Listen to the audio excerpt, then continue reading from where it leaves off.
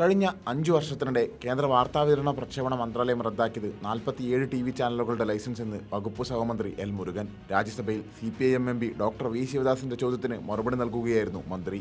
ഐതിഹാസികമായ കർഷക സമരം നടന്ന 2020-21 കാലത്താണ് ഏറ്റവും അധികം ലൈസൻസുകൾ റദ്ദാക്കിയത്. 2020-ൽ 14, 2021-ൽ 24, 2022-ൽ 5, 2023-ൽ 3, 2024-ൽ 1 എന്നിങ്ങനെയാണ് റദ്ദാക്കിയ ലൈസൻസുകളുടെ എണ്ണം. 34 ചാനലുകളുടെ ലൈസൻസ് അപേക്ഷ നിരസിച്ചതായും മന്ത്രി അറിയിച്ചു.